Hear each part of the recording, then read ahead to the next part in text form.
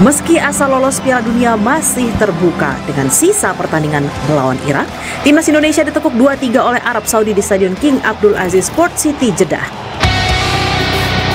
Garuda unggul lebih dulu melalui penalti di menit ke-11. Wasit Ahmad Al-Ali menunjuk titik putih setelah dari hasil pemeriksaan VAR, bola mengenai tangan Hasan Al-Tambakti.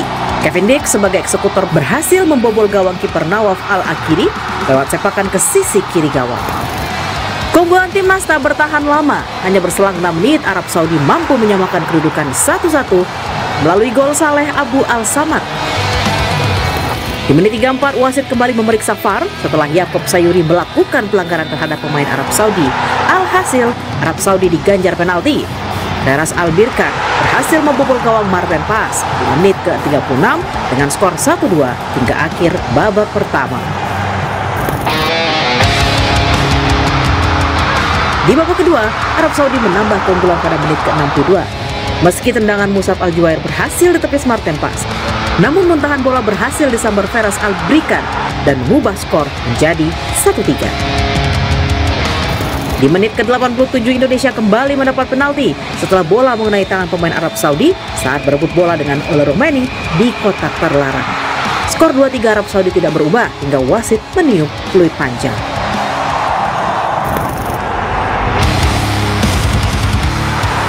Usai pertandingan, pelatih timnas Indonesia Patrick Kluivert menyebut timnya kehilangan kendali permainan setelah mencetak gol pertama. Kluivert menyoroti celah di lini tengah yang berhasil dieksploitasi oleh skuad The Green Falcon. I think that we didn't mark very good behind, between the lines, so that the wingers came in and they could turn on our defense, and that is impossible to happen, but it happened again. And I think that we couldn't get the grip after the 1-0. Usai laga, pelatih timnas Arab Saudi Herve Rendah mengakui Garuda bukan tim yang mudah ditaklukkan. Ketua Umum PSSI sekaligus Menteri Pemuda dan Olahraga Erick Thohir turut merespons kekalahan timnas Indonesia atas Arab Saudi. Erick bilang timnas harus segera bangkit dan fokus ke pertandingan berikutnya melawan Irak. Pengamat sepak bola Muhammad Kusnaini menilai pergantian pemain yang lambat dan pemilihan pemain yang kurang tepat jadi faktor utama kekalahan tim Garuda. Sudah sangat baik sebetulnya game plan-nya. Cuma sayangnya tidak bisa dieksekusi dengan baik di lapangan. Karena lini tengah kekurangan orang atau gap-nya terlalu jauh. Mungkin eksekusi yang tidak baik itu juga selain kesalahan pemain, juga akibat pemilihan pemain yang kurang tepat. Respon dari pelatih itu agak lambat ya. Situasi di lapangan sudah kelihatan sangat sulit, tapi pergantian pemain itu agak lambat dilakukan ya. Dengan kekalahan 2-3 dari Arab Saudi untuk sementara, timnas Indonesia jadi juru kunci klasemen sementara Grup B dengan 0 poin. Laga hidup mati timnas lolos Piala Dunia akan ditentukan dalam laga kontra Irak di Stadion King Abdullah Sport City Jeddah, Minggu 12 Oktober 2025.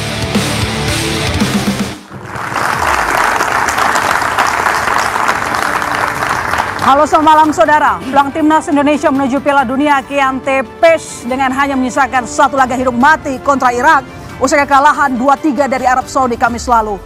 Usai kekalahan itu, telunjuk masyarakat tertuju ke wajah Patrick Kluivert, blunder sejumlah pemain dan taktik permainan yang kurang ofensif, sekaligus titik lemah di sektor tengah dianggap buah dari strategi Kluivert. Publik pun membandingkan Kluivert dengan Sinteyong yang sukses mengimbangi Arab Saudi 1-1 di laga tandang dan menang 2-0 di laga kandang di putaran ketiga kualifikasi Piala Dunia 2026. Lalu, mengapa timnas Indonesia mudah dieksploitasi timnas Arab Saudi? Dan bagaimana kans laga hidup mati melawan Irak yang secara statistik jauh lebih superior hari Minggu nanti? Bagaimana pula nasib Patrick Kluivert di kursi kepelatihan timnas Indonesia? Saudara, inilah Bola Liar bersama saya, My Sister Tarigan. Kita akan membahas dengan sejumlah narasumber yang sudah hadir di studio maupun Zoom. Saya menyapa Bambang Nurdiansyah, pelatih senior dan mantan pemain timnas. Selamat malam, Bung Bambang. Saya juga menyapa Tommy Welly, Bung Towel, pengamat sepak bola. Selamat malam, Bung. Selamat malam. wajah yang tidak asing lagi, ada Pak Andi Malarangang, Menpora 2009-2012. Selamat malam, Pak. Selamat malam, salam olahraga. Salam olahraga. Ada Anton Sanjoyo, pengamat sepak bola. Selamat malam, Pak Anton. Ada Nur Alim, mantan pemain timnas. Selamat malam, Bung. Malam, Mbak. Ada Gita Suwondo, pengamat sepak bola. Selamat malam, Bung Gita. Malam, Mas Sisa. Dan di floor saya menyapa ada Muhammad Dafa, anggota Jakmania. Selamat malam, Dafa. Ujek. Oke, saya langsung ke Bung Gita dulu sebagai pemanasan, suka manas-manasin soalnya. Ya kan? Kemarin pertandingan di Arab Saudi disudahi peluit kesedihan, kepedihan untuk kita semua. Apa yang salah di sana? Strategi starting 11 dari Patrick Kluivert salah total? Kalau dibilang salah total, saya nggak terlalu sependapat bahwa salah total. Ada beberapa pemain yang oke, tapi ada beberapa pemain juga yang dipasang itu bikin kita waktu lihat line up pertama langsung gitu, kok ini yang dipasang gitu aja. Dan terbukti di menit-menit awal itu kelihatan bahwa kita ditekan lapangan tengah. Kalau tadi narasinya bilang kita tidak ofensif, kita bukan tidak ofensif, kita dibikin tidak bisa ofensif. Sedangkan Patrick Kluivert kan dari awal sudah bilang waktu lawan China Taipei lah, waktu lawan Lebanon lah, dia puas dengan permainan yang sangat ofensif. Ya. Walaupun di lawan Lebanon terbukti kita nggak punya shot on target, kita tidak bisa masuk sepertiga lapangan lawan dengan bagus, tapi dia membanggakan ofensifnya dia itu. Tapi kemarin tidak terlihat ofensif. Tidak terlihat ofensif karena dalam dibikin segi tidak pertahanan ofensif. kita pun kurang. Gimana? Dalam sisi bertahan kita juga kurang. Dibuat tidak bisa bagus jadinya sistem pertahanan kita ya, karena kita terus-menerus ditekan oleh Arab Saudi. Kalaupun kita unggul lebih dahulu, itu juga karena misjudge dari back kirinya Arab Saudi. Dia melihat bola seolah-olah akan keluar, tapi kemudian bolanya berhenti. Kemudian bola itu diambil oleh Milano Jonatas jadi tendangan bebas. Tendangan bebas yang kemudian berbuah menjadi insiden penalti dan penalti dimanfaatkan. Tapi hanya itu peluang kita. Hanya itu shot on target kita penalti. Shot on target kita berikutnya terjadi di menit ke-80 ke atas setelah Ole Romani datang, setelah Tom Haye datang. Itu tadi yang bilang, saya bilang pergantian pemain yang lambat. Bukan apa ya, kalau Kusna ini tadi kan bilang agak terlambat. Saya bilang terlambat sama sekali ya. Harusnya Tom Haye dan Ole Romani dimainkan sejak awal. Kalau dibilang mereka tidak bugar, Tom Haye cuma pemain 60 menit. Tapi kan babak kedua dia bisa dimainkan dari awal, 45 menit. 3 kali serangan yang sangat efektif untuk digunakan oleh para timnas. Saya ke Bung Toel, udah nggak ofensif, nggak defensif juga. Game plan-nya bermasalah kalau kata Bung Gita. Jawaban Anda? Karena hasilnya kalah ya pasti begitu. Karena kalau previewnya saya nggak lihat tuh. Pemain ini squad yang terbaik nggak ada juga yang komplain gitu kan. Pandit-pandit ini. Jadi poin saya gini aja. Ada kesalahan ya, tapi kan kita lihat setelah pertandingan bahwa banyak kesalahan individu. Gak perlu disebut walaupun sebetulnya di media sosial hujatan itu sudah terjadi kepada pemain. Sebutlah Yaakob Sayuri, Maklok, Beckham Putra. Hujatan, garis bawahi, not kritik. Kritik normal, buat siapapun silahkan kritik. Karena kalau kritik berarti Anda punya argumentasi bolanya. Gitu loh. Tapi memang enak kalau sudah pertandingan Anda komentari gitu loh. Bahwa Yaakob Sayuri melakukan sebuah kesalahan fatal narik itu yes gitu loh. Tapi sekarang bayangkan, peperangan itu kan 2 pertempuran. Yang kita hadapi ini kan kita selalu bilang hidup mati, do or die, final. Kalau final dua-duanya harus dimenangkan. Pertempuran pertama lawan Arab kita fail. Tapi kita masih menyisakan harapan gitu loh. Berarti ini harus dimenangkan kan begitu. Baru peperangannya kita coba menangkan. Melewati 2 pertempuran. Pertempuran Arab kalah, semoga lawan Irak menang. Persoalannya, dengan hujatan itu, saya khawatir kita kehilangan 3 pemain sudah. Kalau kemarin sebelum permainan, kita kehilangan Verdong. Dan itu saya bilang tepat apa tidak agak. Buat saya itu mengubah situasi. Kehilangan Calvin Verdong. Setelah sebelumnya, Ole Romani cedera panjang, Emil Audero nggak bisa main gitu loh. Kan itu problem teknis internal. Lalu Calvin Verdong nggak bisa main. Kalau kita lihat persiapan terakhir September, Calvin Verdong tuh didorong jadi gelandang bertahan bersama Joy Pelupesi gitu loh. Jadi itu situasi-situasi. Saya maksudnya gini loh, Anda kritik silahkan, tapi pakai argumen sepak bola. Tapi yang terjadi sekarang dengan yang terjadi pada Yaakob Sayuri, pada Maklok, pada Beckham, ini kan bukan kritik, hujatan. Apakah ini pengaruh kepada psikologis? Pengaruh. Kenapa? Karena era dulu Nur Alim, Mas Bambang main bola nggak ada media sosial. Sekarang langsung menghujam kepada pribadi-pribadi pemain. Dan secara psikologis kita ngomongnya gampang. Recovery mental, psikologis. Gimana caranya? Gak gampang, bos. Yakob Sayuri waktu lawan Bahrain sama China dipuji hebat. Dan memang bagus. Hanya untuk sebuah kesalahan kita lupa. Kenapa? Sekarang saya tanya. Apa yang membuat kita begitu marah? Kita semua kecewa. Tapi kalau kita nggak bisa kontrol kemarahan kita nggak ngerti bola sebetulnya. Bung Gita, yang ramai sekarang ini adalah hujatan, bukan kritik yang membangun. Anda lagi ngeritik atau ngehujat? Saya sih ngeritik. Saya nggak pernah hujat. Silakan berikan analisis sepak bola kepada Bung Toal. Saya orang yang nggak pernah hujat. Artinya gini, saya tidak menganggap Yakob Sayuri salah.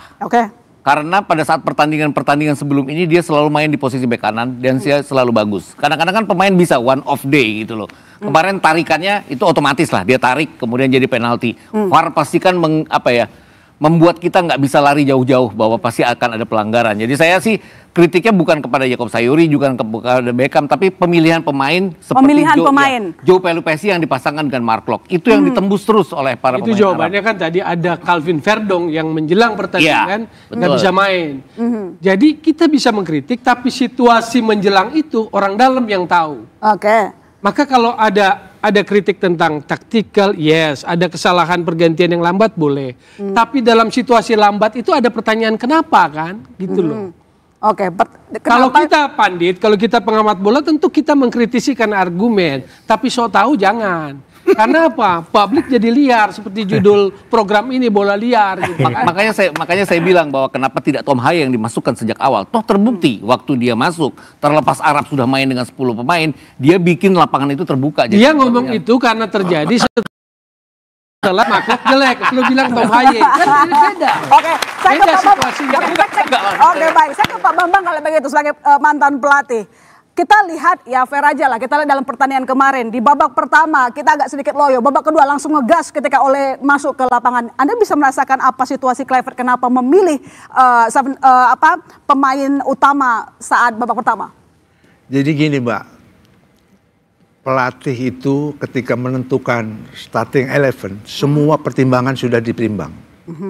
Apalagi behind the team-nya kan orang top-top itu. Bukan pelatih dari Ciputat sana Mbak. Asal pasang gitu. Sekarang banyak komentar, banyak kritik ketika hasilnya negatif. Manusiawi juga. Kadang-kadang pelatih juga bikin salah gitu. Saya sih lawan Arab tidak terlalu peduli, saya bilang. Kita harus fokus bagaimana memenangkan lawan Irak, itu yang paling penting. Anda yakin nggak peduli dengan memenangkan Arab? Karena di Arab kita sempat menang lalu imbang, tapi sama Irak catatan kita nggak buruk. Yang sudah terjadi. Kita harus fokus lawan Arab. Lawan Irak. Dan Irak tidak mudah untuk dikalahkan juga gitu lah. Untuk menentukan starting 11-nya harus pas, terus taktikalnya juga harus jitu. Ini tim mau main seperti apa ketika menghadapi lawan Irak. Itu harus jelas juga. Kalau di sepak bola ada namanya tim TAS. Tim ini mau kayak apa mainnya ketika melawan Irak.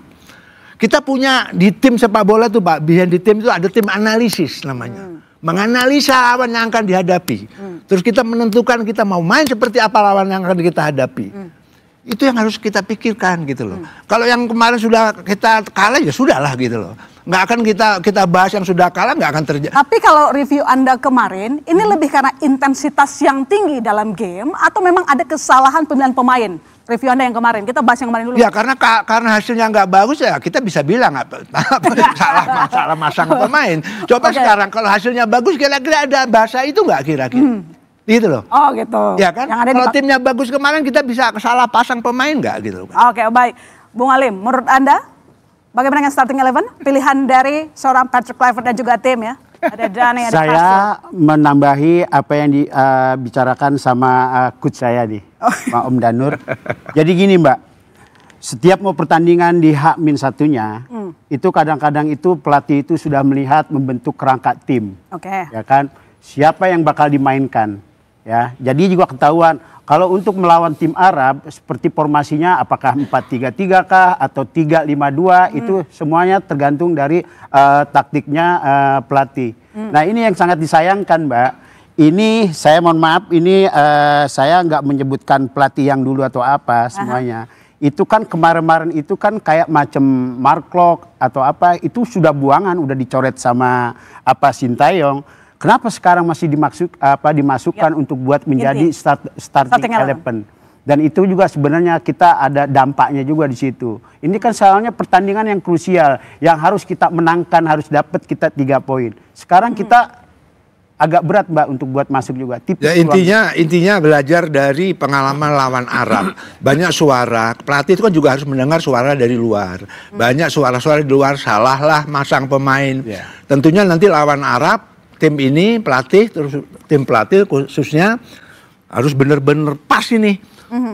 Memasang pemain starting 11-nya seperti apa sesuai dengan filosofi kita mau main seperti apa sih lawan Irak ini. Dan itu juga Mbak, gitu loh. Kadang-kadang pemain juga itu kadang-kadang dipanggil sama pelatih untuk menghadapi tim yang sekelas kalau kita bermain di tandang. Kadang-kadang itu kita dipanggil satu-satu itu. Kalau kamu nanti menghadapi tim yang berat atau striker yang ini, nah itu sudah ketahuan kita harus menjaganya seperti apa. Nah ternyata dan ini Mbak, mungkin juga pelatih ini juga harus punya plan A, plan B. Ketika yang kemarin ada nggak plan A, plan B-nya? Ya, kalau ketika tidak berkembang soal pergantian pemain dipermasalahkan, terlambat, bahkan sangat terlambat. Berarti kan plan B-nya kita pertanyakan gitu loh. Mudah-mudahan dengan pelajaran ini kemarin lawan Arab ada plan B. Ketika pola permainan seperti tidak jalan, segera ada perubahan. Perubahan cara main belum tentu mengganti pemain, Mbak. Bisa pemain itu digeser-geser, bisa posisinya ditukar, bisa. Baik, kita tanya supporter kalau begitu. Dava, saya lihat wajah Anda sedih karena kemarin kalah gitu ya. Saya juga sedih, kita semua di sini kelabu begitu ya. Tapi dari pandangan supporter, bagaimana memandang tanding kemarin? Anda merasa ada yang salah dalam penyusunan pemain atau seperti kata Bung Gita tadi, kok nama-nama ini jadi starting 11? Ya kalau kaget sih emang pasti ya. Karena biasanya di tengah itu kayak Joy Pelupesi itu selalu duet dengan Tom Hai ya. Tapi tiba-tiba ini dimasukin dengan yang Mark Klok gitu. Terus kenapa dari babak pertama itu udah kelihatan Mark Klok mainnya agak kurang bagus gitu. Kenapa nggak cepat pergantian pemain gitu? Kayak performanya kurang. Ya. Kenapa performa Mark Klok kemarin itu bisa bermain 90 menit?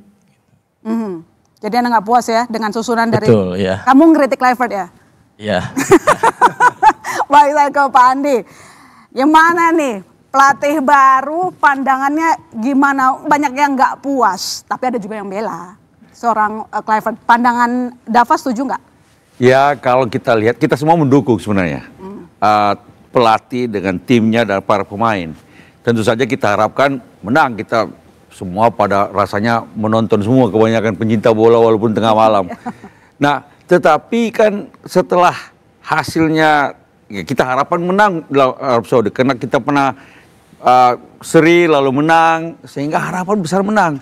Lalu kemudian karena tidak menang, gagal menang, ya kita kecewa. Memang dalam kenyataan kita lihat ada pincang terutama di lapangan tengah juga tiap kali beberapa kesalahan-kesalahan yang tidak perlu. Ya. Nah sekarang bagi saya bagaimana kita menghadap ke depan. Artinya melawan Irak masih ada satu peluang ini. Kalau kita menang lawan Irak ada kesempatan untuk bisa lolos ke babak berikutnya. Ini kan yang penting. Nah kalau bagaimana mengevaluasi yang kemarin dan kemudian bagaimana memenangkan pertandingan melawan Irak. Rasanya juga kita bisa menang. Kita juga mendukung. Bahkan ada yang berdoa semua kawan-kawan ini. Apalagi melihat kali ini kita punya tim yang secara kualitas bisa bersaing. Baik melawan Arab Saudi maupun melawan Irak. Ini pelatihnya juga pelatih yang kualitas dengan standar yang lebih tinggi. Dari dulu sebenarnya kita ingin punya pelatih yang standarnya lebih tinggi. Apakah dari kita sendiri atau dari luar. Tetapi kali ini kita ada kesempatan dan secara statistik walaupun makin kecil dengan kekalahan kemarin, tapi masih ada peluang. Mari kita coba, mudah-mudahan kita dorong pelatih untuk mengevaluasi dan memberikan yang terbaik nantinya. Pak Andi kan tadi mengatakan bahwa daftar pemain kita ini lebih berkualitas dibandingkan yang lalu. Tapi kenapa bisa kalah ya Pak? Itulah dia. Kita bola bundar, ada mungkin ya tadi coach tadi bilang ada strategi, ada Bung Toel juga bilang ada taktik atau strategi pergantian pemain yang lambat. Tapi sekali lagi ini semua adalah bahan evaluasi. Kita masih percayakan pada pelatih dan kemudian tim evaluasi dan kemudian mencoba yang terbaik untuk memenangkan pertandingan dengan Irak. Ini yang hidup mati nih. Hidup mati. Baik, saya ke Pak Joy. Apa yang salah kalau tadi kita lihat secara daftar pemain sekarang lebih berkualitas dibanding yang lama, tapi tetap saja dibekuk oleh Arab Saudi. Sebelumnya kita masih bisa menang loh dan imbang dalam 2 kali pertandingan, 1 imbang, 1 menang. Kali ini kita digibas. Kalau melihat ke belakang, yang harus kita lihat adalah pertandingan di GBK. Ketika Indonesia menang 2-0. Ya. Kalau pertandingan yang pertama di Riyadh, itu sebetulnya kita masih beruntung tidak kalah. Meskipun boleh saya katakan kalau di babak pertama main dengan 3-4-2-1 itu Arab Saudi keteteran. Cuma keteterannya hanya babak pertama, babak kedua Indonesianya habis.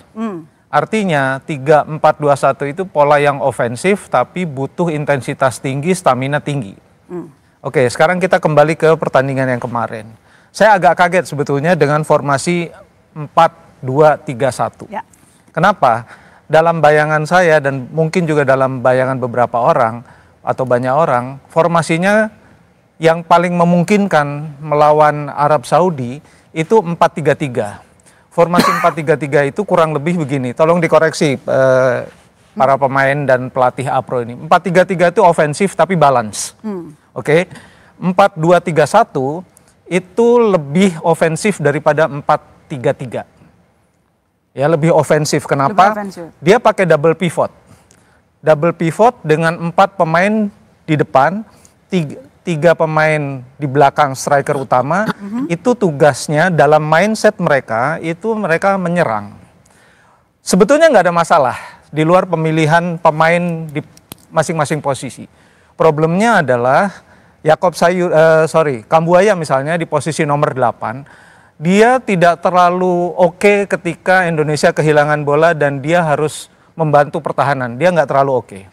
Mark Locke yang berpasangan dengan Joy Pelupesi sebagai double pivot tidak mampu menjalankan tugasnya dengan baik. Demikian juga Beckham. Nah, ini membuat lini tengah yang harusnya menjadi departemen pertama ketika Arab Saudi menyerang itu tidak banyak berfungsi.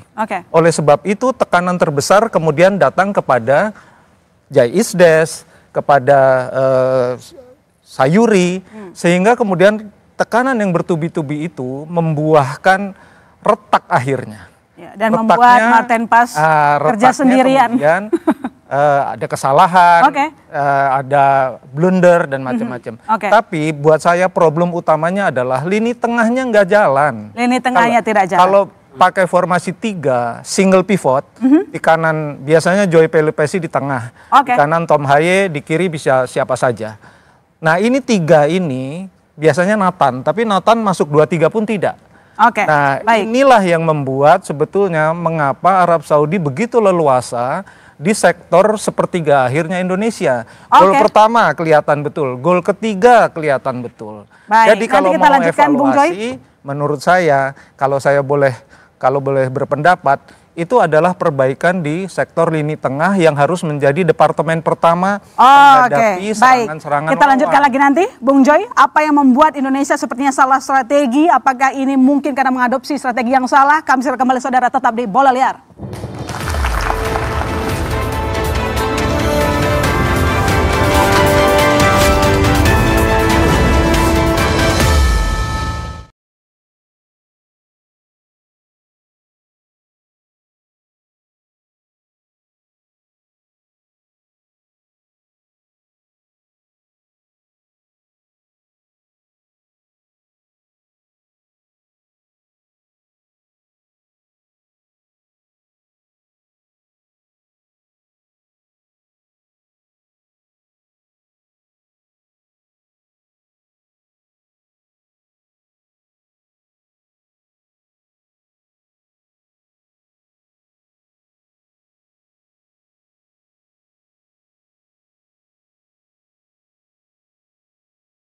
Meski asa timnas Indonesia lolos Piala Dunia 2026 masih terbuka, kekalahan Garuda 2-3 dari Arab Saudi tertuju ke pelatih Patrick Kluivert.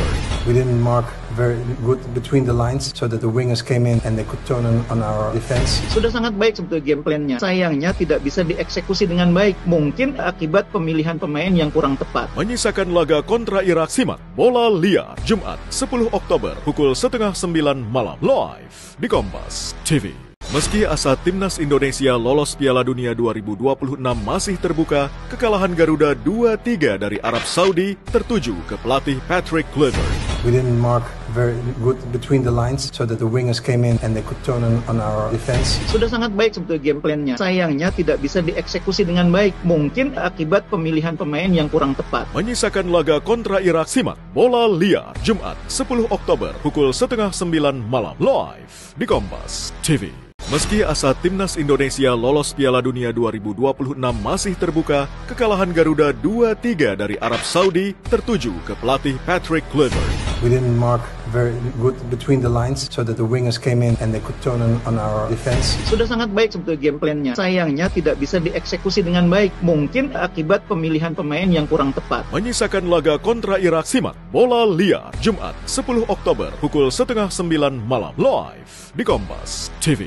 Meski asa timnas Indonesia lolos Piala Dunia 2026 masih terbuka, kekalahan Garuda 2-3 dari Arab Saudi tertuju ke pelatih Patrick Kluivert. We didn't mark very good between the lines so that the wingers came in and they could turn on our defense. Sudah sangat baik sebetulnya game plan-nya. Sayangnya tidak bisa dieksekusi dengan baik. Mungkin akibat pemilihan pemain yang kurang tepat. Menyisakan laga kontra Irak, simak Bola Liar Jumat 10 Oktober pukul 8:30 malam live di Kompas TV. Meski asa timnas Indonesia lolos Piala Dunia 2026 masih terbuka, kekalahan Garuda 2-3 dari Arab Saudi tertuju ke pelatih Patrick Kluivert. We didn't mark very good between the lines so that the wingers came in and they could turn on our defense. Sudah sangat baik sebetulnya game plan-nya. Sayangnya tidak bisa dieksekusi dengan baik. Mungkin akibat pemilihan pemain yang kurang tepat. Menyisakan laga kontra Irak, simak Bola Liar Jumat 10 Oktober pukul 8:30 malam live di Kompas TV. Meski asa timnas Indonesia lolos Piala Dunia 2026 masih terbuka, kekalahan Garuda 2-3 dari Arab Saudi tertuju ke pelatih Patrick Kluivert. We didn't mark very good between the lines so that the wingers came in and they could turn on our defense. Sudah sangat baik sebetulnya game plan-nya. Sayangnya tidak bisa dieksekusi dengan baik. Mungkin akibat pemilihan pemain yang kurang tepat. Menyisakan laga kontra Irak, simak Bola Liar Jumat 10 Oktober pukul 8:30 malam live di Kompas TV. Meski asa timnas Indonesia lolos Piala Dunia 2026 masih terbuka, kekalahan Garuda 2-3 dari Arab Saudi tertuju ke pelatih Patrick Kluivert. We didn't mark very good between the lines so that the wingers came in and they could turn on our defense. Sudah sangat baik sebetulnya game plan-nya. Sayangnya tidak bisa dieksekusi dengan baik. Mungkin akibat pemilihan pemain yang kurang tepat. Menyisakan laga kontra Irak, simak Bola Liar Jumat 10 Oktober pukul 8:30 malam live di Kompas TV. Meski asa timnas Indonesia lolos Piala Dunia 2026 masih terbuka, kekalahan Garuda 2-3 dari Arab Saudi tertuju ke pelatih Patrick Kluivert.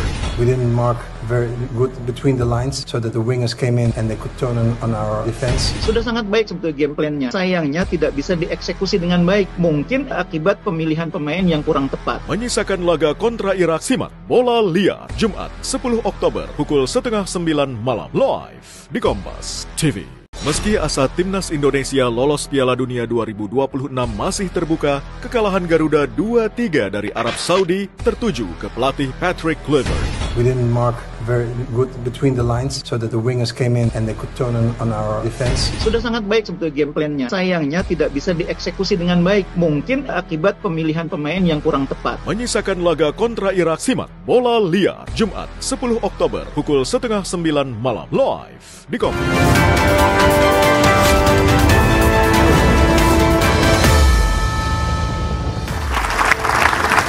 Ya, kita lanjutkan diskusi kepedihan kita hari ini.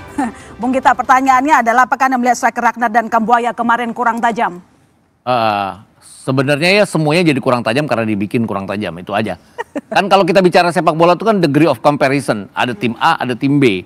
Kemarin kita planningnya adalah kita harus attack. Kan berkali-kali kan dibilang sama Patrick Kluivert, ini gaya kita adalah gaya ofensif. Walaupun federasi bilang dengan defensif bilang bahwa targetnya nggak Piala Dunia tahun ini, Piala Dunia 2030. Jadi kita niat ofensif, tapi dari federasi bilang defensif aja dulu, nanti aja Piala Dunianya gitu loh. Jadi kalau saya berpikirnya adalah kita benar-benar dalam pertandingan kemarin, kecuali gol pertama kita itu, kita dibikin nggak bisa ofensif oleh Arab Saudi. Ragnar ya kayak bergerak sendiri juga. Itu keseluruhannya. Tapi kalaupun tidak semua pemain buruk sebenarnya. Kalau kita bicara Kevin Dix oke, Jay Izzes juga oke, Martin Paes juga luar biasa kemarin. Kalau nggak ada dia itu udah 1-3, 1-4, 1-5, 1-6, 1-7 mungkin ya. Ada 7 penyelamatan dari Martin Paes. Secara keseluruhan game plan-nya nggak jalan.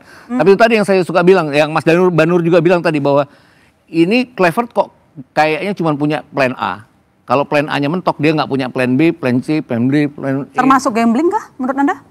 Nggak juga ya, tapi emang dia nggak punya apa ya, cara berpikirnya tidak cepat untuk mencoba plan-plan yang lain. Itu tadi. Kan dia punya asisten sebenarnya bisa bantu dia cepat. Itu tadi, tangkapan kamera adalah Lanzat dan Alex Pasur kemarin seperti memberi nasihat ke dia.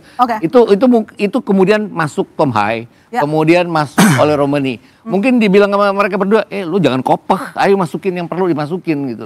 Jadi ujung-ujungnya you surveillance dia bilang gitu.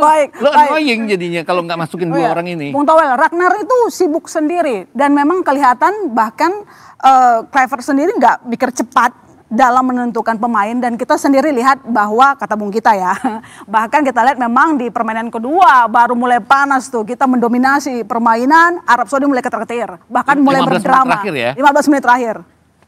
Yang pertama, ini babak 4 ya, levelnya beda loh.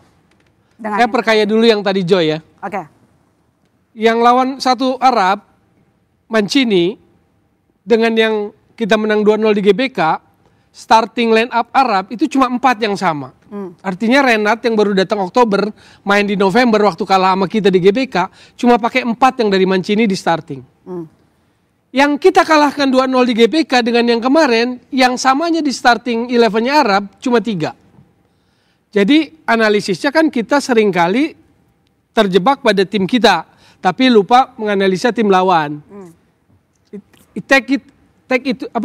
Butuh 2 orang untuk tango gitu kan, dansa tango gitu kan. Kalau jurnalis cover both side kan itu satu. Sekarang babak 4. Saya mau tanya, kalau kita bicara yang pemain domestik, saya nggak belain ya Sayuri, saya ngaku itu salah, saya menyebut itu salah. Tapi kita karena kita orang bola, insan bola, kita kritisnya harus proporsional. Tapi pertanyaannya, misalnya saya kasih kalimat begini, asumsinya, seberapa banyak pemain kita yang punya pengalaman di level itu? Apakah ketegangannya berbeda? Berbeda menurut saya. Apakah ambisi antara pengen lolos itu sudah ada di kepala mereka dan ketegangan menghadapi lawan sebegitu bagus juga mempengaruhi permainan mereka? Pengaruh menurut saya. Kan itu satu.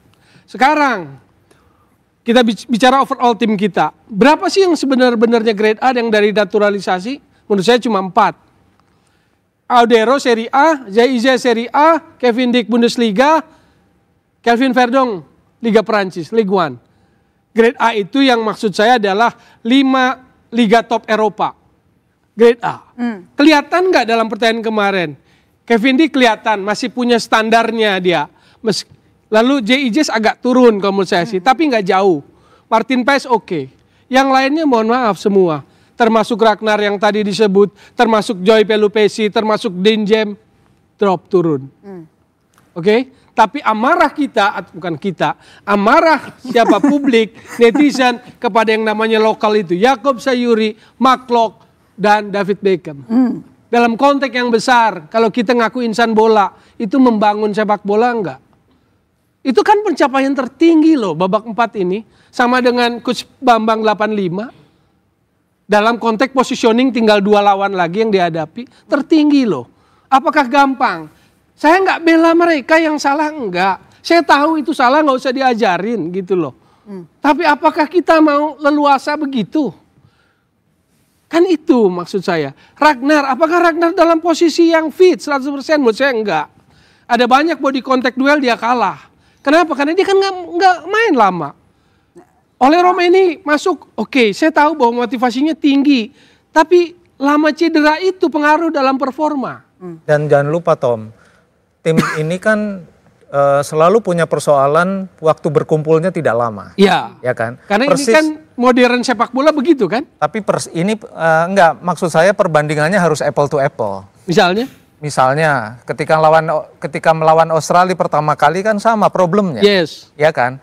Jai Isdes itu baru kumpul terakhir itu 1 kali 24 jam. Ini juga lalu sama kita bandingkan dengan 24 jam tuh. Sekarang pun kan baru tanggal 7 semua. Iya. Tidak cari excuse ya, tapi kita harus melihatnya globe ini lebih luas. Tim ini kalau per individu siapa sih yang nggak bilang ini tim yang mewah? Tim ini mewah. Tetapi ketika membentuk kohesi dalam satu tim, nggak cukup 1 minggu. Arab Saudi meliburkan liganya udah 2 minggu yang lalu. Mereka udah berkumpul 2 minggu lalu, berkumpul bersama-sama, latihan bersama-sama, kohesinya udah ada. 80-90% pemain-pemain Arab Saudi tampil di Liga Arab Saudi. Yang disadari penuh oleh pemain-pemain Indonesia, oleh Erick Thohir, oleh PSSI, oleh fans semua sebetulnya. Pemain-pemain Indonesia akan mencar. Ya kan, saya bicara sama Pak Marji. Maka saya nggak menjadikan itu faktor, Joy. Karena itu tuntutan sepak bola modern. Betul, tetapi ketika membandingkan kan harus dilihat ke belakang juga, Tom. Iya. Itu loh, nggak fair menurut saya untuk menjudge ini gini, ini salah, nggak fair. Harus dilihat secara utuh. Kalau kritis nggak apa-apa kalau saya tanya sama Pak Marji, Pak, ini 2 minggu sebelum pertandingan bagaimana mereka berkomunikasi? Oh iya, kita kumpul terus lewat grup WhatsApp. Bukan di lapangan ya? Kumpul lewat grup WhatsApp apa yang mau didapat? Ya kan, maksud saya begini, ketika kita menilai performa, nggak bisa hanya 2 kali 45. Bahwa mereka pemain-pemain top, iya. Tetapi kalau kita bandingkan antara Arab Saudi, katakanlah nanti dengan Irak, beda lagi. Gitu. Artinya kalau kita menilai, oke, ada kesalahan taktikal, ada kesalahan pergantian pemain, timing dan macam-macam, tapi kita lihat juga ke belakang, gitu loh. Sehingga ini adalah bukan evaluasi untuk tim saja, ini evaluasi untuk federasi, gitu loh. Anda memikirkan sepak bola nasional itu mau seperti apa? Kalau tujuannya hanya tim nasional, merekrut begitu banyak diaspora, sementara mereka nggak bisa kumpul sebanyak tim lain, kan jadi mubazir, jadi percuma. Inilah menurut saya kalau kita melihat konteksnya harus lebih luas. Bahwa nanti kita masih punya kesempatan. Kalau kita menang lawan Irak, Irak mengalahkan Arab Saudi, masih ada peluang. Ya kan? Jadi kalau kita mau bicara, kita bicara konteksnya menyeluruh dulu, baru kita menyempit. Sehingga kita, frame kita ini ketika kita berbicara penuh, sempurna informasinya, tidak sepotong-sepotong, itu loh. Jadi saya sebetulnya kan saya bilang tadi dengan saya menyebutnya naturalisasi itu percepatan. Bahkan dengan naturalisasi hanya tinggal 2 kemarin plus Martin Paes yang standarnya dapat, yang lainnya drop. Karena apa? Ini level yang nggak gampang main di level situ gitu loh. Bahkan event yang Coach Bambang main sama di positioning sama tahun 85 ingin ke Meksiko pun nggak sama sekarang gitu loh situasinya. Oke, Coach Bambang, emang sesulit itu ya untuk membangun kohesi tim dalam waktu singkat meskipun mereka ini merupakan pemain profesional? Ya pasti, chemistry itu kan harus dibangun dengan perlu waktu. Yang kemarin ada chemistry-nya atau enggak? Karena barusan dibilang kan agak buktinya sulit. Taktikalnya nggak jalan. Saya pikir pelatih itu kan harus pasti punya taktik dia. Game modelnya mau main seperti apa lawan Arab pasti. Dia kan bukan pelatih sembarangan, Mbak, gitu kan. Ya kan? Apalagi di belakang Patrick Creator itu orang-orang top semua sebenarnya gitu loh. Benar. Nah, karena waktu kumpul kata Bung Jaida terlalu sedikit, nggak bisa. Nah, nggak bisa berjalan dengan baik gitu loh. Kalau anak-anak Arab itu kan dia rata-rata main di kompetisi lokal mereka. Dan sebelumnya mereka pernah berkumpul sama loh, tuh sama-sama mereka itu.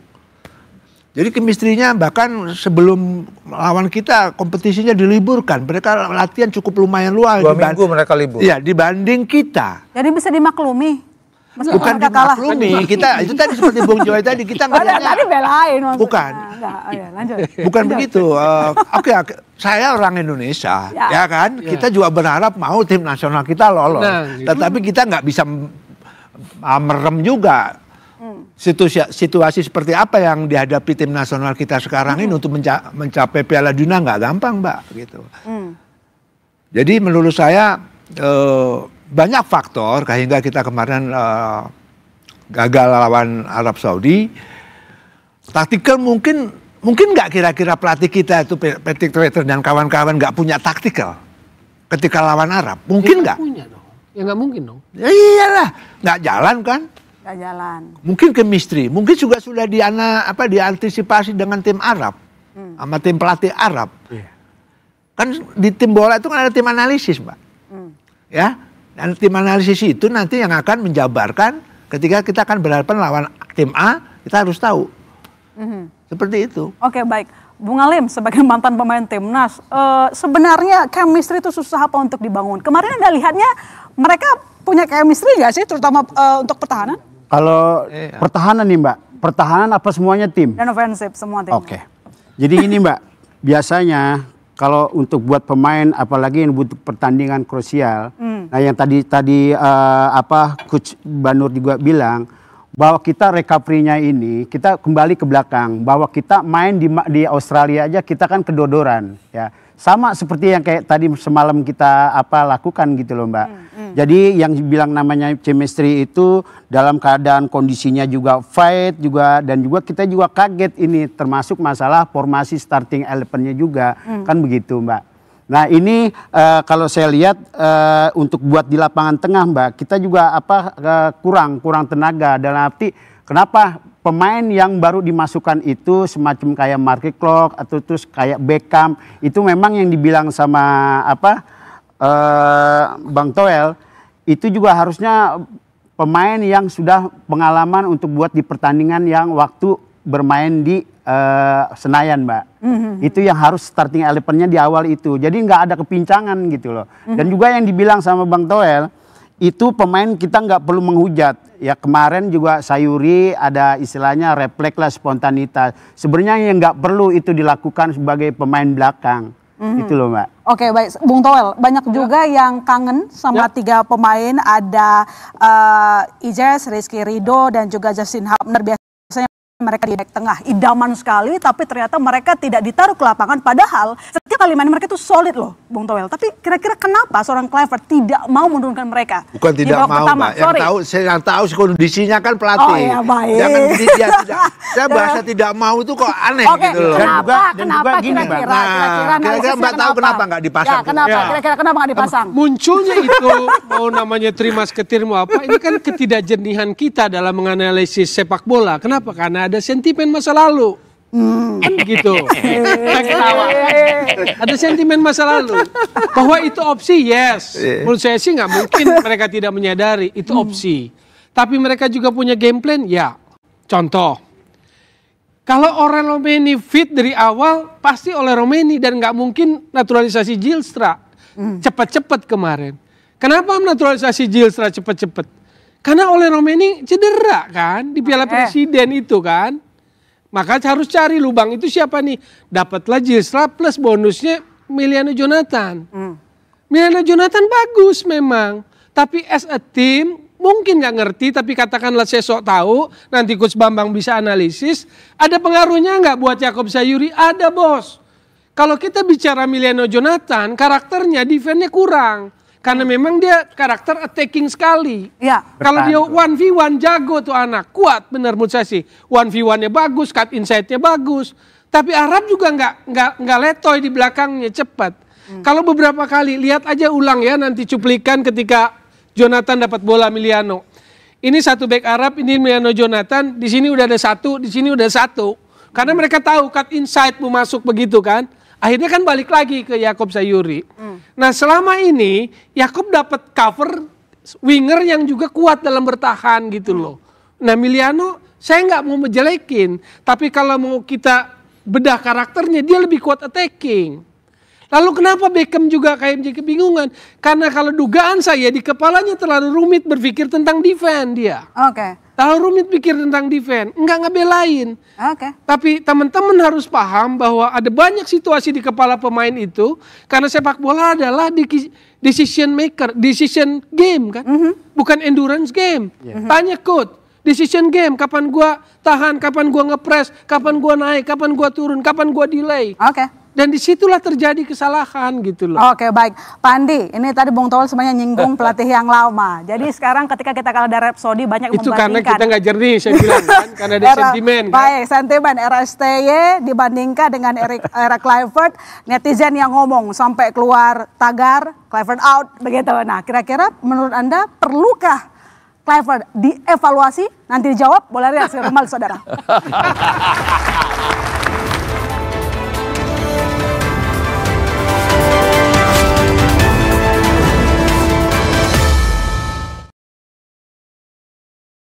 Meski asa Timnas Indonesia lolos Piala Dunia 2026 masih terbuka, kekalahan Garuda 2-3 dari Arab Saudi tertuju ke pelatih Patrick Kluivert. We didn't mark very good between the lines so that the wingers came in and they could turn on our defense. Sudah sangat baik sebetulnya game plan-nya. Sayangnya tidak bisa dieksekusi dengan baik. Mungkin akibat pemilihan pemain yang kurang tepat. Menyisakan laga kontra Irak, simak Bola Liar Jumat 10 Oktober pukul 8:30 malam live di Kompas TV. Meski asa Timnas Indonesia lolos Piala Dunia 2026 masih terbuka, kekalahan Garuda 2-3 dari Arab Saudi tertuju ke pelatih Patrick Kluivert.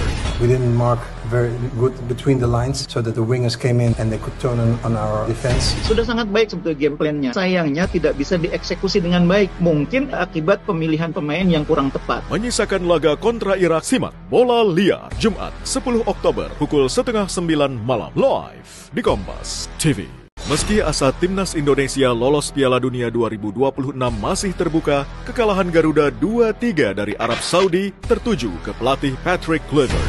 We didn't mark very good between the lines so that the wingers came in and they could turn on our defense. Sudah sangat baik sebetulnya game plan-nya. Sayangnya tidak bisa dieksekusi dengan baik. Mungkin akibat pemilihan pemain yang kurang tepat. Menyisakan laga kontra Irak, simak Bola Liar Jumat 10 Oktober pukul 8:30 malam live di Kompas TV.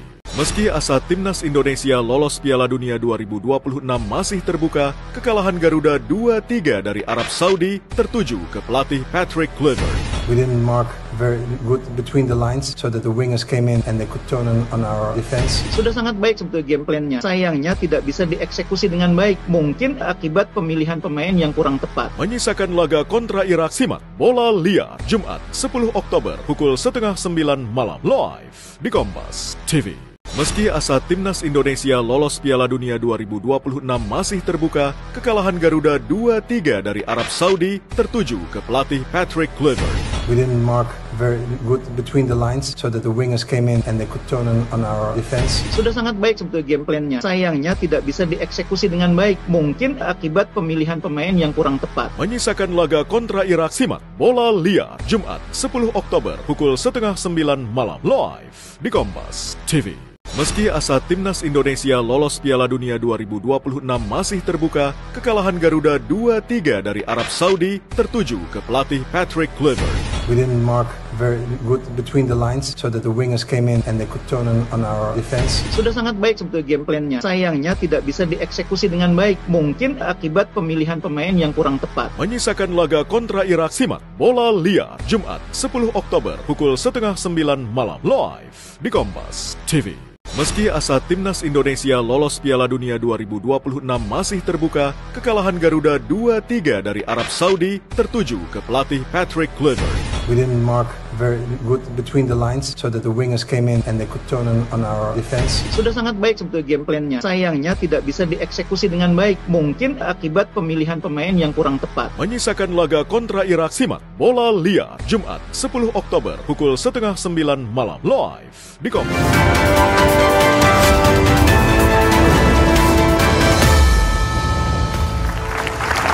Ya, kita lanjutkan pertanyaan saya tadi. Pak Andi, setelah Indonesia kalah saat melawan Arab Saudi, tagar Kluivert out menggema di media sosial. Menurut Anda, haruskah Patrick Kluivert dievaluasi? Sekarang ini kita dalam pertandingan turnamen ini yang lawannya ada 2. Masih satu lagi, melawan Irak. Ya. Kita percaya bahwa pelatih dengan timnya pasti mengevaluasi apa yang sudah dilakukan dan kesalahan-kesalahan apa yang telah dilakukan pada waktu melawan Arab Saudi. Dan mereka tentu saja juga sudah melihat forward ke depan bahwa lawan berikutnya Irak dan tim susunan pemain Irak kira-kira bagaimana, lalu apa yang harus disiapkan mempelajari, mengevaluasi apa yang sudah dilakukan dan kesalahan-kesalahan segala macam. Yang kita sekarang ini bicarakan, pasti juga dibicarakan tim pelatih. Ya. Pasti juga federasi, apalagi Menporanya ini juga ketua umum PSSI. Pasti juga memberikan masukan, apalagi media sosial ini. Sekarang pendapat-pendapat segala macam, tagar yang Anda maksudkan juga, pasti ada sampai juga kepada mereka, walaupun mereka sekarang di sana. Karena itu kita percayakan dulu satu pertandingan ini lagi dengan Coach Kluivert, kita harap mereka bisa mengevaluasi dan memberikan yang terbaik pada pertandingan berikutnya. Apalagi memang kita juga harus paham bahwa pelatih juga mempunyai keterbatasan dalam pemain yang ada. Inilah materi pemain yang ada. Oke, jadi dia evaluasi setelah dan kemudian menggunakan yang terbaik dari materi pemain yang ada, menggunakan taktik dan segala macam sehingga kedepannya nanti pertandingan ke depan hari Minggu nanti kita bisa menang. Ini harapan kita. Tapi tetap harus dievaluasi setelah pertandingan. Oh, setelah pertandingan harus federasi akan melakukan evaluasi. Saya punya pertanyaan, Pak Andi. Menurut Anda kenapa sih netizen itu sampai marah sekali sehingga muncul tagar Kluivert out? Karena harapan akumulasi atau gara-gara kemarin doang? Nggak, ini dari dulu Indonesia punya mimpi masuk dalam Piala Dunia. Bahkan dulu saya masih zaman Menpora dulu, PSSI menginginkan supaya bagaimana caranya bisa jadi tuan rumah Piala Dunia. Karena dengan tuan rumah Piala Dunia otomatis lolos. Saya bilang waktu itu lebih terhormat kita masuk Piala Dunia karena kita memenangkan pertandingan kualifikasi menuju Piala Dunia. Nah, tapi itu adalah usaha zaman itu. Mimpi kita bagaimana ikut Piala Dunia. Masa sih ketemu 11 orang pemain yang dari 280 juta, itu kan pikiran orang semua gitu. Tapi Cina juga 1,4 miliar juga susah. Tapi saya kasih informasi, Bang Andi. Jadi Ketua Umum PSSI itu sudah dipanggil oleh Menpora untuk mengevaluasi pertandingan kemarin. Dan Menpora setuju. Tapi artinya bahwa kita percayakan pada pelatih Kluivert dengan timnya, kita harapkan dan kita dukung, kita doakan supaya timnas kita ini bisa menang lawan Irak. Setelah itu tentu saja ada pertandingan berikutnya Irak melawan Arab Saudi. Itu juga tergantung bagaimana hasilnya. Saya punya pertanyaan. Menurut Anda, capaian kinerja Menpora dan ketum PSSI yang cukup lama sekarang lebih bagus dibandingkan Anda atau enggak? Sekarang dia ketua umum PSSI. Juga sekaligus Menpora. Kita harapkan mesti lebih baik. Kalau saya dulu kan Menpora, bukan ketua umum PSSI. Tetap saja apapun semua urusan operasional dari sepak bola itu adalah federasi. Begitu juga cabang olahraga lain. Kita tidak mencampuri langsung. Kecuali kalau ada masalah-masalah yang fundamental. Oke, baik. Saya tanya supporter yang gitu. Dava, menurut kamu setelah kita kalah kemarin, haruskah ketum PSSI sekaligus Menpora mengevaluasi Patrick? Lalu kenapa kira-kira tagar Kluivert out itu keluar dan menggema di media sosial? Kalau buat evaluasi memang harus. Karena kemarin pelatih Sintayong saja baru belum selesai dari pertandingan kualifikasi ini sudah di out gitu. Apalagi kalau kita sampai gagal gitu. Berarti memang harus dievaluasi si Patrick Kluivert ini. Kamu jengah ya? Kenapa? Jengah. Kenapa kira harus tagar itu? Ini marahnya karena gara-gara kemarin atau sebenarnya akumulasi kekecewaan atas pertandingan-pertandingan sebelumnya? Ya karena emang ini memang peluang kita gitu, yang tidak bisa kita harus ini lagi. Ya udah di depan mata ibaratnya gitu. Jadi tolong jangan disia-siakan gitu. Dan menurut kamu kekalahan kemarin itu tanda menyanyiakan kesempatan kita? Iya. Karena Irak lebih kuat dibandingkan tim dari Arab Saudi. Kalau bisa menang kemarin, kenapa harus kalah gitu? Jadi kalau kita menang kemarin, lawan Irak juga harus menang kan bisa langsung lolos. Gitu. Oke, baik. Saya ke Bung Alim. Ini kekecewaan dari penonton sudah didengar. Tagar Patrick Kluivert out. Anda pernah dalam posisi di mana banyak kritikan juga tidak? Ketika misalnya tim sudah berusaha sebaik mungkin atau mungkin dari pelatih sudah memberikan racikan-racikan untuk memenangkan tim. Ya kalau kita ya dulu ketika saya masih jadi pemain, Mbak, itu kadang-kadang juga kan tergantung dari pelatih. Untuk buat formasi itu kita melihat bahwa lawan yang bakal kita hadapi itu seperti apa. Kan seperti itu, Mbak. Jadi kita juga sudah tahu bahwa yang tadi dibilang sama Dava itu mungkin juga satu memang kekecewaan. Kita juga sebagai pemain Kita juga merasa kita salah atau apanya. Tapi kan nggak seperti kita terus langsung kita ini, harus kita introspeksi diri juga. Seperti itu, Mbak. Jadi kalau saya lihat dari pertandingan kemarin dari teman-teman juga terkait masalah yang mungkin di formasi starting 11-nya itu yang jadi kendala di situ. Yang tadi kita juga mau mengharapkan pertandingan kemarin itu juga kita menang. Ini ungkapan dari kita saya sebagai mantan pemain sama seperti situasinya yang seperti semalam itu, Mbak. Kita juga tidak mau kalah gitu. Kita juga tidak mau kalah. Bung Toel, pertanyaannya sama. Kritik di media sosial begitu ramai membanding-bandingkan STY dengan Patrick Kluivert. Bisa diterima tidak? Atau menurut Anda seperti kritik yang sebenarnya hujatan saja, bukan kritikan. Bisa dibandingkan nggak mereka? Tagar Patrick Kluivert out kayaknya sejak Patrick Kluivert datang juga sudah ada itu. Itu yang saya bilang ada aroma sentimen. Jadi analisisnya, kejernihan analisisnya ada banyak noise gitu loh. Bahwa harus dikritisi selalu menurut saya sih. Cuman kan ada ukurannya. Kalau Anda tanya sama saya misalnya, saya kritik Sinteyong sejak kapan? Kan dia datang efektif Januari 2020, 2021, 22 akhir. Itu pun belum terlalu intens, baru 23, berarti di tahun ketiga, keempat, kelimanya. Kalau kita bicara yang ronde 3 kemarin, kan sebetulnya ada framing sejak pergantian itu yang menurut saya sih fairness-nya nggak ada dalam konteks bola. Ketika diganti berarti harus meloloskan ke Piala Dunia, kan begitu. Itu kan framing yang terjadi di medsos. Memang ada yang jamin ke Piala Dunia, saya tanya. Nggak ada yang jamin. Jejak Digital tanggal 7 November, saya nggak mau sebutin media online-nya, karena ini di TV, cek aja 7 November itu beritanya, STY jamin lolos dari ronde 3. Begitu kalah dari Jepang, beda lagi ngomongnya, tanggal 16 November, saya tidak jamin lolos kualifikasi, kecuali realistis peringkat 3-4. Lalu kemudian Patrick Kluivert datang dan dalam 3 pertandingan dia mengantarkan ke ronde 4. Yang kita anggap ini pencapaian tertinggi. Suka tidak suka saya akuin ini pertandingan tertinggi. Bukan saya sepakat dengan semua proses itu. Makanya saya menyebut naturalisasi itu akselerasi. Apakah dengan akselerasi itu kita langsung jadi jagoan Asia? Kan enggak tuh. Yang kemarin main stabil aja saya bisa sebut cuma Kevin Dick sama Jay Ijaz. Maka ketika nggak ada Calvin Verdong, pelatih pusing kalau kasarnya gitu loh. Jadi walaupun mereka pinter-pinter kan. Jadi nggak ada yang jamin, Mbak.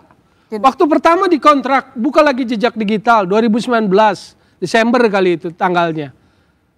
Kenapa PSSI waktu itu ketua umumnya masih Iwan Bule memilih STY? Karena dia janjikan juara dibandingkan Luis Milla yang nggak janjikan juara. Ada janjinya itu terpenuhi 5 tahun. Sekarang dasar Coach Bambang, Nuralim, atau saya yang terimbas sepak bola meski tidak secara langsung jadi pelaku bola, kan tetap nilai sepak bola.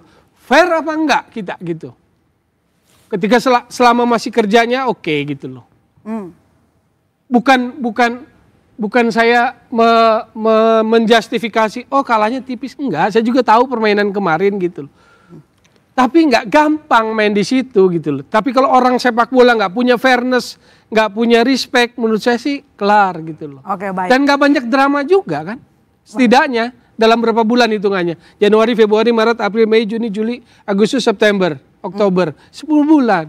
Nggak banyak drama sebetulnya. Oh, nggak banyak drama? Pak Joy, nggak ada tuh yang janjiin kemenangan. Jadi tolak ukurnya apa supaya kita bisa mengukur keberhasilan seorang Patrick Kluivert meracik tim kita? Ada evaluasi jangka pendek, ada evaluasi jangka panjang. Tapi kalau kita lihat dari statementnya PSSI, kan memang tidak pernah ada statement yang mengatakan bahwa Indonesia harus lolos Piala Dunia pada 2026. Nggak pernah ada statement itu. Gitu. Dan itu sudah berkali-kali dikatakan oleh Erick Thohir. Dan lalu kenapa diasporanya datang terus? Dan dia akui sendiri, Tommy nggak ada waktu itu pertemuan di Jakarta tanggal 20 Februari. Dia bilang gini, kan ada kesempatan Joy.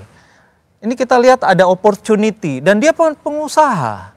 Pengusaha itu kalau lihat kesempatan dia ambil. Gitu loh. Jadi sebagai ketua umum PSSI saya memahami meskipun saya tidak setuju dengan begitu banyaknya pemain naturalisasi. Tapi dia pengusaha saya harus paham. Gitu. Dia bilang ketika nambah pemain naturalisasi dari 3, 4, 5 permainan naik. Peringkat FIFA naik, bener nggak Tom?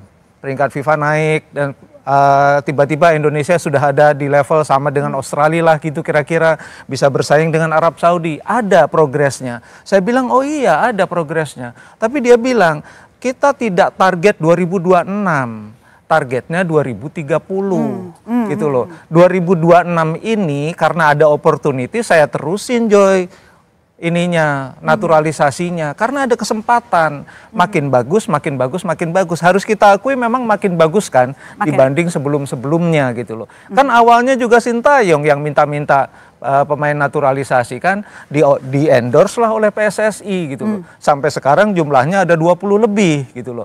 Apakah itu bagus untuk sepak bola? Pada titik ini saya boleh bilang memang ada progresnya. Masuk ke putaran 4 sebetulnya lebih bagus daripada angkatannya Om Bambang. Kenapa? Om Bambang waktu itu tinggal lawan Korea Selatan dan Jepang. Tapi 4 pertandingan kan? 2 leg. Sekarang tinggal 2 pertandingan. Tinggal 180 pertandingan. Apakah program naturalisasi itu so far cukup oke untuk mendekatkan Indonesia pada Piala Dunia? Iya. Tapi apakah sebagai negara sepak bola kita makin hebat? Enggak. Jadi pertanyaannya begini, yang jadi masalah itu timnya, pelatihnya, atau federasinya? Kalau saya sih lihat federasinya. Federasinya yang salah. Federasinya ini menurut saya federasi ini tidak punya karakter untuk mencetak pemain-pemain terbaik, tim terbaik dari hasil kerjanya sendiri. Meskipun udah ngeluarin modal besar. Yang ngeluarin modal besar, mungkin juga ada modal sendiri yang keluar. Tapi kan kita tergantung pada Federasi Belanda. Apa itu yang kita mau? Gitu loh. Bahwa kita bisa masuk Piala Dunia masih mungkin loh. Besok kita masih ada pertandingan. Tapi apakah sebagai negara sebesar ini kita hebat di sepak bola? Kalau kita masuk Piala Dunia? Enggak tuh. Benar nggak Om Bambang?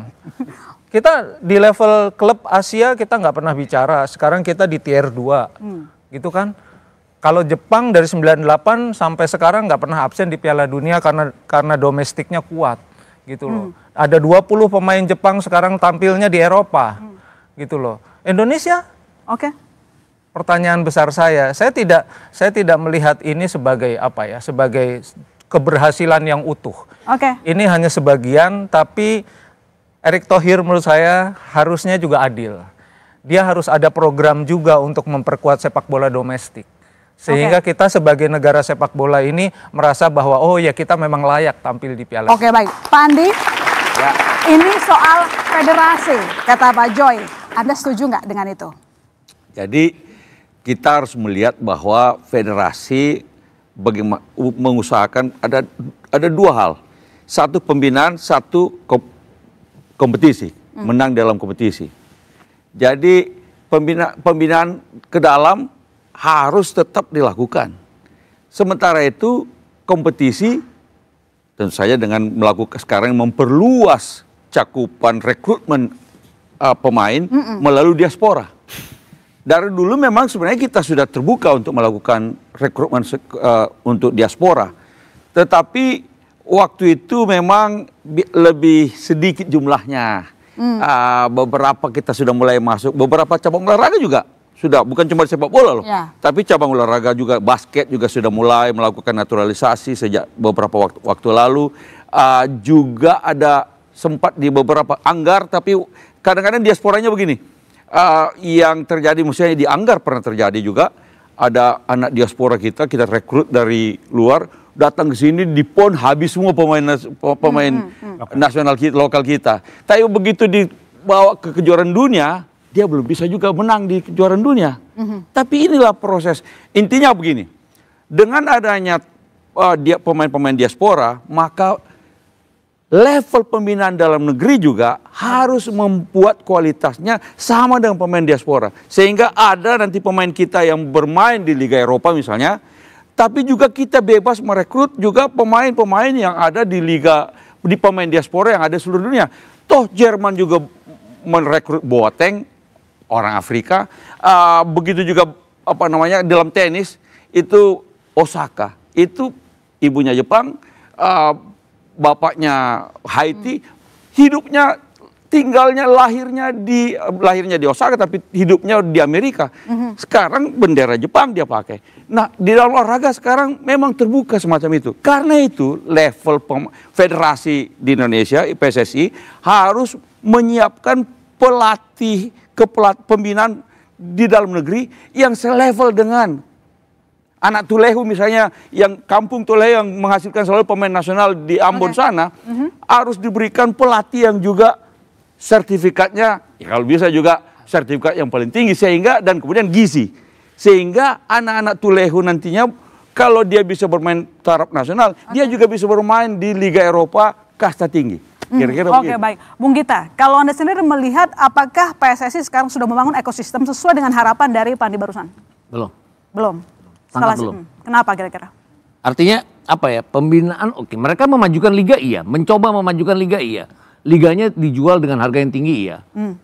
Kemudian tapi apakah liga itu menghasilkan tim-tim yang bisa bersaing di kejuaraan Asia? Enggak. Kita yang kayak Joy tadi bilang hanya di AFC Champions League 2 ya, bukan elit kita. Jadi masih jauh. Kemudian kalau kita lihat kan yang dimajukan ya sampai sekarang ini masih yang namanya Super League, Liga 1, kemudian Championship, Liga 2. Yang liga-liga lainnya ya jalan enggak, EPA contohnya. EPA kadang oke jalan, tapi EPA tuh tidak lama. Jadi ya EPA itu kan pembinaan pemain muda, enggak lama juga.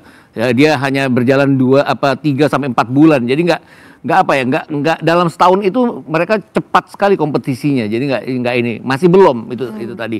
Dan itu tadi kita akselerasi yang Tommy bilang bahwa kita selalu mencoba mengambil diaspora. Oke, nggak apa-apa karena target awalnya memang mencoba untuk sejauh mungkin ke Piala Dunia. Ya, kita sudah coba, kita sudah keluar modal banyak tapi tampaknya masih harus terus diuji. Tadi saya juga nggak setuju sama Joy. Kayak Joy bilang kan Mas Banur tadi 4 pertandingan ya. Menuju Piala Dunia. Joy bilang kita cuma 2 pertandingan. Kita 4 loh. Kita mungkin main di November loh. Harus jadi masih 4 lagi jadi. Bahkan 6 kalau kita main di Maret. Tapi kalau lawan Arab menang, lawan Irak menang kan cuma 2 pertandingan. Oke, baik. Pertanyaan berikutnya adalah ketika kita kalah melawan Arab Saudi, mampukah timnas membantai Irak? Jangan kemana-mana saudara. Bola liar segera kembali.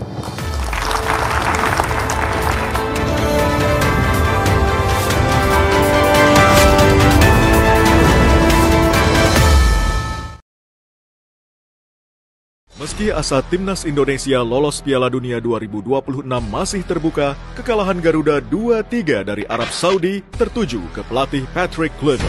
We didn't mark very good between the lines so that the wingers came in and they could turn on our defense. Sudah sangat baik sebetulnya game plan-nya. Sayangnya tidak bisa dieksekusi dengan baik. Mungkin akibat pemilihan pemain yang kurang tepat. Menyisakan laga kontra Irak, simak Bola Liar Jumat 10 Oktober pukul 8:30 malam live di Kompas TV. Meski asa Timnas Indonesia lolos Piala Dunia 2026 masih terbuka, kekalahan Garuda 2-3 dari Arab Saudi tertuju ke pelatih Patrick Kluivert.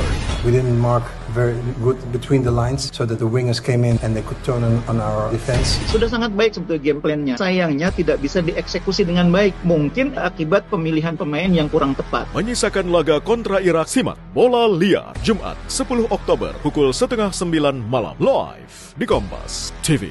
Meski asa Timnas Indonesia lolos Piala Dunia 2026 masih terbuka, kekalahan Garuda 2-3 dari Arab Saudi tertuju ke pelatih Patrick Kluivert. We didn't mark very good between the lines so that the wingers came in and they could turn on our defense. Sudah sangat baik sebetulnya game plan-nya. Sayangnya tidak bisa dieksekusi dengan baik. Mungkin akibat pemilihan pemain yang kurang tepat. Menyisakan laga kontra Irak, simak Bola Liar Jumat 10 Oktober pukul 8:30 malam live di Kompas TV. Meski asa Timnas Indonesia lolos Piala Dunia 2026 masih terbuka, kekalahan Garuda 2-3 dari Arab Saudi tertuju ke pelatih Patrick Kluivert. We didn't mark very good between the lines so that the wingers came in and they could turn on our defense. Sudah sangat baik sebetulnya game plan-nya. Sayangnya tidak bisa dieksekusi dengan baik. Mungkin akibat pemilihan pemain yang kurang tepat. Menyisakan laga kontra Irak, simak Bola Liar Jumat 10 Oktober pukul 8:30 malam live di Kompas TV. Meski asa Timnas Indonesia lolos Piala Dunia 2026 masih terbuka, kekalahan Garuda 2-3 dari Arab Saudi tertuju ke pelatih Patrick Kluivert. We didn't mark very good between the lines so that the wingers came in and they could turn on our defense. Sudah sangat baik sebetulnya game plan-nya. Sayangnya tidak bisa dieksekusi dengan baik. Mungkin akibat pemilihan pemain yang kurang tepat. Menyisakan laga kontra Irak, simak Bola Liar Jumat 10 Oktober pukul 8:30 malam live di Kompas TV. Meski asa timnas Indonesia lolos Piala Dunia 2026 masih terbuka, kekalahan Garuda 2-3 dari Arab Saudi tertuju ke pelatih Patrick Kluivert. We didn't mark very good between the lines so that the wingers came in and they could turn on our defense. Sudah sangat baik sebetulnya game plan-nya. Sayangnya tidak bisa dieksekusi dengan baik. Mungkin akibat pemilihan pemain yang kurang tepat. Menyisakan laga kontra Irak, simak Bola Liar Jumat 10 Oktober pukul 8:30 malam live di Kompas TV. Meski asa timnas Indonesia lolos Piala Dunia 2026 masih terbuka, kekalahan Garuda 2-3 dari Arab Saudi tertuju ke pelatih Patrick Kluivert. We didn't mark very good between the lines so that the wingers came in and they could turn on our defense. Sudah sangat baik sebetulnya game plan-nya. Sayangnya tidak bisa dieksekusi dengan baik. Mungkin akibat pemilihan pemain yang kurang tepat. Menyisakan laga kontra Irak, simak Bola Liar Jumat 10 Oktober pukul 8:30 malam live di Kompas TV. Meski asa timnas Indonesia lolos Piala Dunia 2026 masih terbuka, kekalahan Garuda 2-3 dari Arab Saudi tertuju ke pelatih Patrick Kluivert. We didn't mark very good between the lines so that the wingers came in and they could turn on our defense. Sudah sangat baik sebetulnya game plan-nya. Sayangnya tidak bisa dieksekusi dengan baik. Mungkin akibat pemilihan pemain yang kurang tepat. Menyisakan laga kontra Irak, simak Bola Liar Jumat 10 Oktober pukul 8:30 malam live di Kompas TV. Meski asa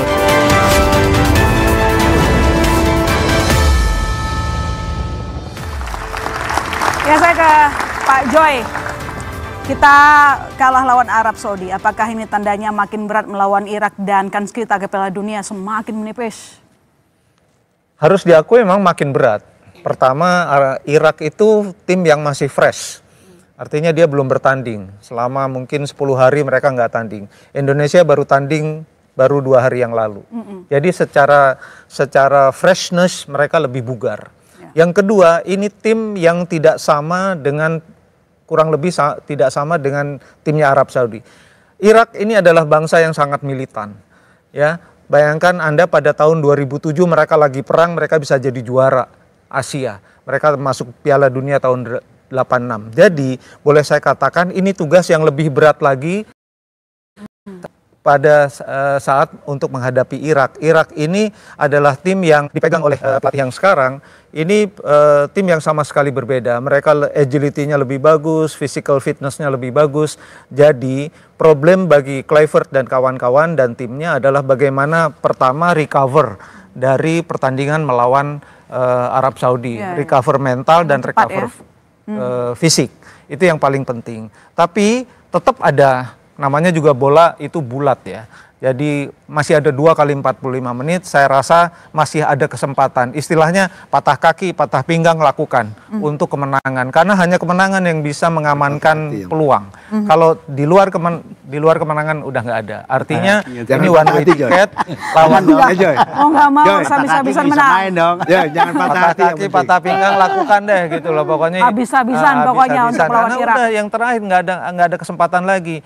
Kalau bisa masuk putaran kelima ya syukur lah. Tapi kalau masuk putaran kelima ketemunya Amerika Latin, ketemunya Afrika, Oman dulu. Lebih berat gitu loh. Jadi kalau mau masuk ya antara sekarang. Oke, harus menang lawan Irak.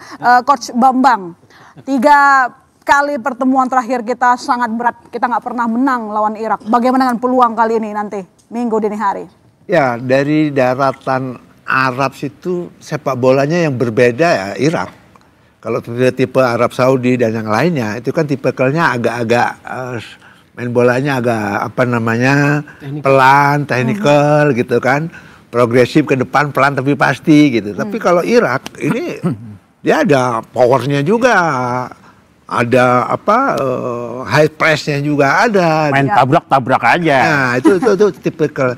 Sulit ya pasti sulit. Lawan Arab kemarin juga sulit gitu kan. Tetapi peluang tetap ada Mbak. Peluang kecil, tetap ada. Tapi. Kenapa? Kecil nggak kansnya? Atau kalau saya pikir kalau selama peluit belum berakhir berbunyi, peluang masih sama 50-50 gitu kan.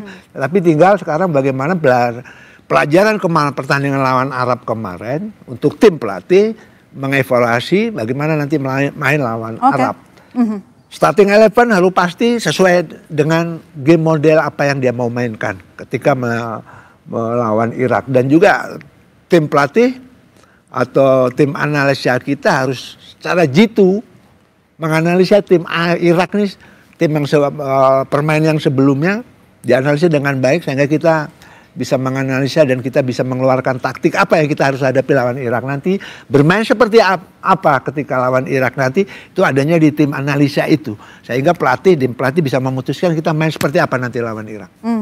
Dalam permainan kemarin ada isu ketegangan antar pemain waktu penentuan starting 11, Anda dengar itu nggak? Belum. Wah, ini menarik ini. Menarik. Memang ada itu. Tapi ada yang satu udah ribut sih, upload story habis itu dihapus lagi. Oh gitu. Aku tahu Bang. Bang Toel dengar mungkin, tahu kan? Iya, tapi itu kan sikap yang kekanak-kanakan ya untuk level timnas senior dan level pertandingan yang seperti ini. Gitu. Oh makanya dia nggak dipasang itu? Menurut saya sih nggak penting. Bukan itu setelah pertandingan kalau nggak salah. Jadi kita masih setelah pertandingan, yang itu setelah pertandingan. Oke. Itu nggak penting itu, ketidakmatangan itu. Oke, baik. Saya ke Bung Gita. Kita akan lawan Irak, bukan lawan yang mudah. Harapan kita kemarin bisa menang dari Arab Saudi, tapi mau dikata apa, fakta berkata lain. Siapa lawan dari Irak yang harus kita antisipasi? Kalau dilihat catatan 3 kali permainan terakhir itu kan ada Aiman Hussein, Ali Jassim, Muhammad Ali, striker yang cukup membuat repot timnas kita waktu itu. Aiman Hussein itu 8 gol ya dalam 2 round, 4 di round 2, 2 diantaranya ke gawang kita. Tapi kan kabarnya dia hamstring. Nah itu dia hamstring, dia cedera. Saya cuma takut cara berpikirnya Kluivert. Oh ini ada orang yang cedera, gue pasang Jordi Amat aja nanti. Takutnya kayak gitu mikirnya. Takutnya, ya benar. Kenapa Jordi Amat pertanyaannya? Ya, kan kemarin nggak dipasang. Itu meremehkan Jordi Amat, itu meremehkan Jordi Amat. Ya more or less kayak gitulah. Jadi maksudnya gini. Ajo gitu. Ya kita nggak bisa menebak karena kita nggak tahu cara berpikirnya Kluivert. Itu tadi yang saya suka bilang. Apa yang harus diperbaiki lawan Irak? Ya cara berpikirnya Patrick Kluivert itu yang harus diperbaiki. Anda mau bilang cara pikir Kluivert itu nggak bisa ditebak atau Anda sebenarnya mau mengkritik cara pikir Kluivert? Beda loh Bung. Saya cuma berpikir bahwa ini orang kalau sudah patokannya satu, dia nggak punya, dia kekeh dengan satu-satu ini aja. Bahkan di dalam pertandingan dia harus rubah itu, dia nggak rubah dengan cepat. Itu contohnya. Oke, kita pernah menang lawan Bahrain, clean sheet, lawan China, clean sheet. Tapi itu kan kayak hidup sesuai dengan plannya dia. Dalam hidup ini banyak yang gak sesuai dengan plan kita gitu loh. Sudah. Artinya dalam 6 pertandingan ada 4 itu dia gak sesuai dengan plannya. Termasuk lawan Lebanon, di mana kita menguasai jalannya pertandingan. Semua orang kan langsung bilang Lebanon menutup di belakang. Ya itu plannya Lebanon, gak sesuai dengan plan kita. Dia harus merubah cara mainnya untuk bisa menembus pertahanan Lebanon. Baik. Nah itu tadi melawan Irak lebih bahaya lagi. Tadi kan semua udah bilang bahwa Irak ini tidak seperti Arab-Arab yang lain. Mereka tidak bermain stylish, tapi mereka bermainnya militan. Tapi mereka no drama. Mereka tuh nggak ada yang guling-gulingan. Di sisi situ yang kita harus manfaatkan artinya. Kenapa kita harus manfaatkan? Contohnya pertandingan mereka melawan Thailand. Mereka main kasar sekali loh. Artinya kesempatan bagi kita kalau mereka main kasar, ada yang kena kartu merah seperti melawan Thailand, kita bisa manfaatkan. Tapi mereka menang 1-0 di Kings Cup, final Kings Cup lawan Thailand. Saya nggak bilang level kita sama dengan Thailand.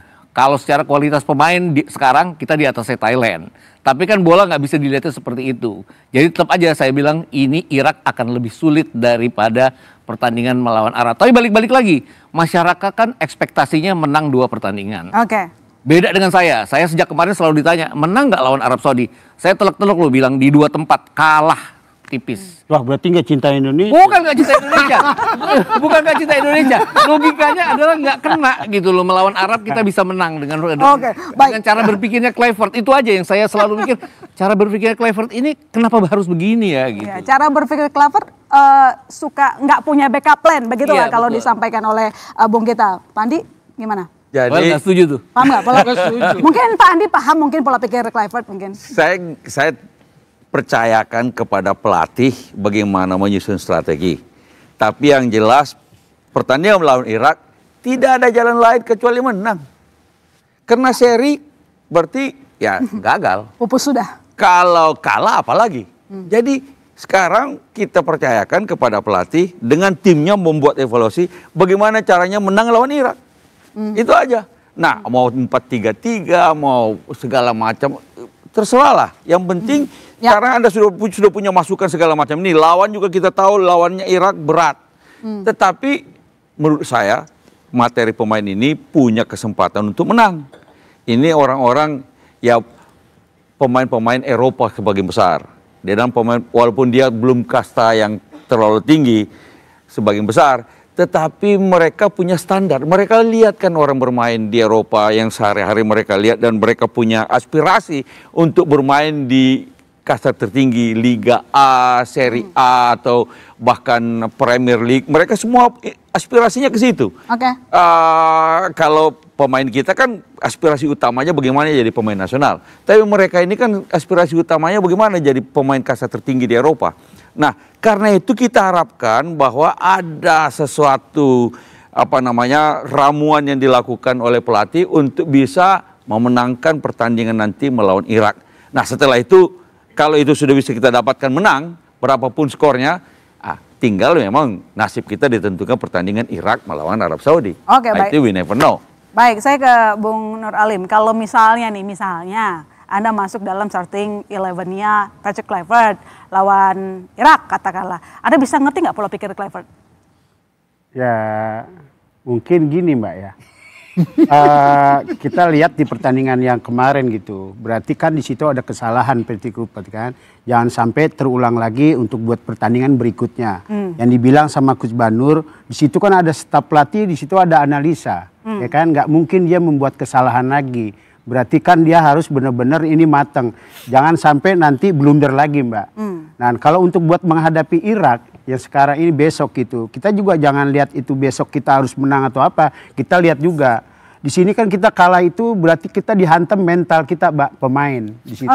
Ya kan, kondisi juga kebugaran kita juga dilihat, di situlah perannya staf pelatih sama istilahnya dokter dari tim di situ Mbak. Nah kita menghadapi Irak itu yang tadi dibilang sama Bang Banur, itu karena beda sekali sama timnya Arab. Kalau Arab Saudi kan istilahnya masih ada taka-tikinya dari pemain-pemain Latin kan di situ. Kalau Irak ini beda, dia punya postur dan juga dia mengandalkan power di situ Mbak.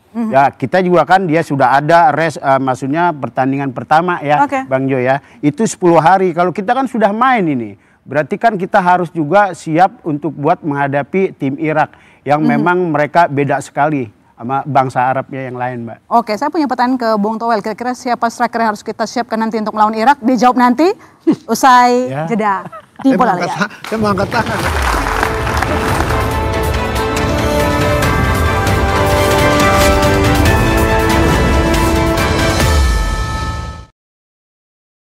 Meski asa Timnas Indonesia lolos Piala Dunia 2026 masih terbuka, kekalahan Garuda 2-3 dari Arab Saudi tertuju ke pelatih Patrick Kluivert.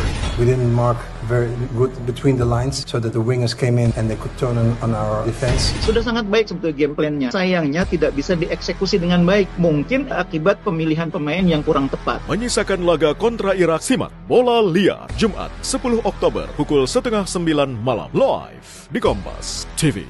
Meski asa Timnas Indonesia lolos Piala Dunia 2026 masih terbuka, kekalahan Garuda 2-3 dari Arab Saudi tertuju ke pelatih Patrick Kluivert. We didn't mark very good between the lines so that the wingers came in and they could turn on our defense. Sudah sangat baik sebetulnya game plan-nya. Sayangnya tidak bisa dieksekusi dengan baik. Mungkin akibat pemilihan pemain yang kurang tepat. Menyisakan laga kontra Irak, simak Bola Liar Jumat 10 Oktober pukul 8:30 malam live di Kompas TV. Meski asa Timnas Indonesia lolos Piala Dunia 2026 masih terbuka, kekalahan Garuda 2-3 dari Arab Saudi tertuju ke pelatih Patrick Kluivert. We didn't mark very good between the lines so that the wingers came in and they could turn on our defense. Sudah sangat baik sebetulnya game plan-nya. Sayangnya tidak bisa dieksekusi dengan baik. Mungkin akibat pemilihan pemain yang kurang tepat. Menyisakan laga kontra Irak, simak Bola Liar Jumat 10 Oktober pukul 8:30 malam live di Kompas TV. Meski asa Timnas Indonesia lolos Piala Dunia 2026 masih terbuka, kekalahan Garuda 2-3 dari Arab Saudi tertuju ke pelatih Patrick Kluivert. We didn't mark very good between the lines so that the wingers came in and they could turn on our defense. Sudah sangat baik sebetulnya game plan-nya. Sayangnya tidak bisa dieksekusi dengan baik. Mungkin akibat pemilihan pemain yang kurang tepat. Menyisakan laga kontra Irak, simak Bola Liar Jumat 10 Oktober pukul 8:30 malam live di Kompas TV. Meski asa Timnas Indonesia lolos Piala Dunia 2026 masih terbuka, kekalahan Garuda 2-3 dari Arab Saudi tertuju ke pelatih Patrick Kluivert. We didn't mark very good between the lines so that the wingers came in and they could turn on our defense. Sudah sangat baik sebetulnya game plan-nya. Sayangnya tidak bisa dieksekusi dengan baik. Mungkin akibat pemilihan pemain yang kurang tepat. Menyisakan laga kontra Irak, simak Bola Liar Jumat 10 Oktober pukul 8:30 malam live di Kompas TV. Meski asa Timnas Indonesia lolos Piala Dunia 2026 masih terbuka, kekalahan Garuda 2-3 dari Arab Saudi tertuju ke pelatih Patrick Kluivert. We didn't mark very good between the lines so that the wingers came in and they could turn on our defense. Sudah sangat baik sebetulnya game plan-nya. Sayangnya tidak bisa dieksekusi dengan baik. Mungkin akibat pemilihan pemain yang kurang tepat. Menyisakan laga kontra Irak, simak Bola Liar Jumat 10 Oktober pukul 8:30 malam live di Kompas TV. Meski asa Timnas Indonesia lolos Piala Dunia 2026 masih terbuka, kekalahan Garuda 2-3 dari Arab Saudi tertuju ke pelatih Patrick Kluivert. We didn't mark very good between the lines so that the wingers came in and they could turn on our defense. Sudah sangat baik sebetulnya game plan-nya. Sayangnya tidak bisa dieksekusi dengan baik. Mungkin akibat pemilihan pemain yang kurang tepat. Menyisakan laga kontra Irak. Pertanyaan singkat untuk masing-masing narasumber saya ke Bung Nur Alim. Jika kalah lawan Irak, Kluivert out atau stay? Waduh. Nah, yang tadi bilang sama Pak Andi, nunggu dulu pertandingan Irak dulu selesai baru evaluasi. Diganti. Kalau kalah, stay atau out? Soalnya nanti dipertahankan, Mbak. Dipertahankan. Baik. Dava, gimana? Kalau kalah, Kluivert stay atau out? Stay. Nggak usah ganti-ganti pelatih lagi. Jadi biar fokus perbaiki evaluasi yang kemarin. Oke, baik. Saya ke Bung Toel. Siapa striker yang harus kita tempatkan nanti melawan Irak? Apakah Ole harus dari awal dimainkan? BP. Bukan. Ada The Jack itu. Tapi oke. Ole saya pikir. Ole? Ya, karena kita ingin menang. Karena motivasinya besar. Harus dimainkan. Semoga fisiknya sudah masuk. Kalau Mas Joy, mana sektor yang harus dibenerin? Apa pertanyaan? Sektor mana yang kita benerin nanti? Kita benahin berkaca dari pertandingan Arab Saudi untuk melawan Irak. Lini tengah pasti, karena Lini kemarin tengah. saya lihat double pivotnya nggak jalan. Kita harus pakai single pivot dengan 3 gelandang. Dan siapapun pemain di posisi nomor 8 harus aktif ikut bertahan. Itu problemnya, supaya tekanannya tidak terlalu besar kepada lini belakang. Ya, kepada Martin Pas, kepada Jai, kepada siapapun yang ada di lini belakang. Jadi yang kerja keras memang awalnya adalah pemain-pemain di lini tengah. Jangan hanya Joy Pelupesi yang kerja. Gitu loh, jangan yang cuma dia aja yang perform. Kemarin pun karena tekanannya begitu besar, dia juga kemudian menjadi tidak perform. Jangan lihat. Kalau saya lihat sejak ada Joy Pelupesi, Tom Haye selalu berpasangan, itu Indonesia di lini tengah kuat, kecuali ketika lawan Jepang. Tapi lawannya Jepang, kelas dunia gitu loh, kita nggak bisa judge dari situ. Jadi menurut saya yang harus diperbaiki lini tengah. Lini tengah ini. Ya jadi panjang memang kalau sama Bung Joy. Saya ke Pak Andi, kalau gagal apa tanggung jawab PSSI? Ya PSSI harus melakukan evaluasi terhadap pembinaannya, terhadap pola rekrutmen, dan kemudian bagaimana persiapan untuk menghadapi kompetisi yang ke depan. Apa target-target selanjutnya? Apakah Piala Asia, apakah apa dan segala macam, termasuk dengan juga kompetisi dalam negeri. Jangan lupa, walaupun pemain Arab Saudi kemungkinan sebagian besar bermain di Liga Arab Saudi, tapi Liga Arab Saudi sendiri juga menghasilkan klub-klub yang luar biasa di tingkat Asia, Al Ahli misalnya. Nah, kita juga harus, federasi harus mempersiapkan juga pembinaan, kompetisi dalam negeri. Ya, meningkatkan pembinaan seperti yang Anda bilang tadi sebelumnya. Saya ke Bung Gita, jadi gimana kalau sampai kalah, gagal apa tanggung jawab PSSI? Ya, benar tadi, semuanya harus perbaikan, artinya gini. Kalah berarti kan harus memikirkan siapa pelatih berikutnya atau tetap dengan pelatih yang sekarang. Kalau kalah ya, kalau draw kita harus nunggu pertandingan berikutnya. Kalau kita menang mungkin masuk ke putaran kelima, itu berarti harus dipertahankan karena nggak mungkin ganti pelatih di sana. Kalaupun kalah yang berarti out, saya sih tidak menganggap bahwa harus out, tapi harus ada perbaikan dengan syarat, harus ada punishment dengan syarat bahwa ini berikutnya kan adalah AFF. Syaratnya apa tuh? AFF 2026. Kluivert itu kan banyakan di Eropa. Dia harus memantau juga pemain-pemain yang ada di sini. Tidak hanya asistennya. Kenapa? Karena nanti AFF 2026 kita tuh nggak bisa pakai Martin Paes, kita nggak bisa pakai Jay Izzes, kita nggak bisa pakai Kevin Dix. Terlepas apapun pendekatan ketua umum kepada semua klub-klub di sana, tuh nggak akan mungkin karena mereka tidak akan diizinkan oleh klubnya di bulan Desember dan Januari 2027. Jadi harus ada Kluivert itu datang ke sini untuk melihat semuanya, main-main ke seluruh dunia. Saya temenin deh kalau perlu. Baik, Coach Bambang singkat saja. Jadi gimana nasib Kluivert setelah Irak? Lawan Irak nanti, hasilnya ya pasti dievaluasi Mbak. Dalam sepak bola biasa itu kok. Kalau gagal pelatih itu dievaluasi, bahkan diberhentikan itu wajar-wajar saja gitu loh.